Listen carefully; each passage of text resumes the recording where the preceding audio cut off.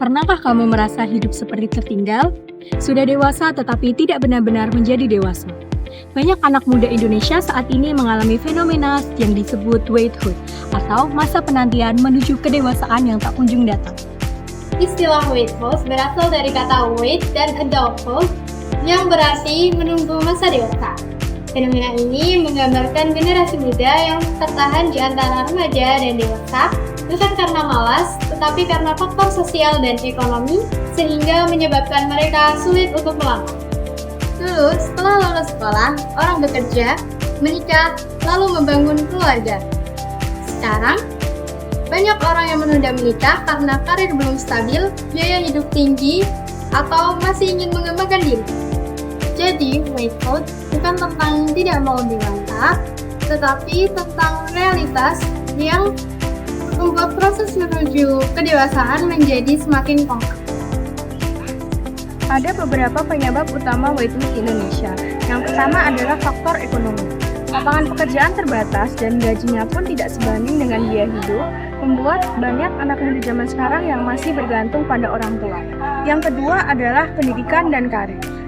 Generasi sekarang mengejar pendidikan tinggi dan karir yang mapan, yang artinya usia menikah semakin mundur. Yang ketiga adalah perubahan nilai sosial. Dulu, menikah muda dianggap wajib, namun sekarang banyak yang memilih menunggu pasangan yang tepat atau ingin hidup mandiri terlebih dahulu. Dan yang terakhir adalah tekanan sosial dan psikologis.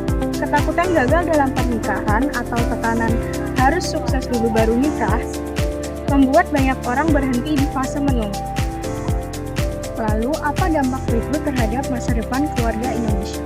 Yang pertama adalah penurunan angka pernikahan. Yang kedua, menurunnya angka kelahiran. Semakin banyak pasangan yang memilih untuk menunda punya anak, bahkan tidak ingin punya anak sama sekali. Yang ketiga adalah perubahan konsep keluarga. Keluarga tak selalu berarti ayah, ibu, atau anak. Bisa jadi menjadi komunitas, teman serumah, atau keluarga pilihan. Dan yang keempat adalah tantangan sosial baru. Dengan semakin banyak individu hidup sendiri, muncul isu kesepian, tekanan mental, dan kebutuhan dukungan sosial baru. Waithood bukanlah sebuah akhir cerita, tetapi sebuah peluang untuk membangun masa depan keluarga yang lebih matang dan sadar. Beberapa hal yang bisa kita lakukan. 1. Membangun kemandirian secara finansial sejak dini. Belajar mengelola keuangan. Yang kedua, mencari pekerjaan, kreativitas. Yang ketiga, tidak bergantung sepenuhnya pada sistem lama. Yang kedua, bereorientasi makna dewasa. Dewasa bukan sekedar menikah, tetapi mampu bertanggung jawab, beretika, dan mampu membuat keputusan dengan sadar.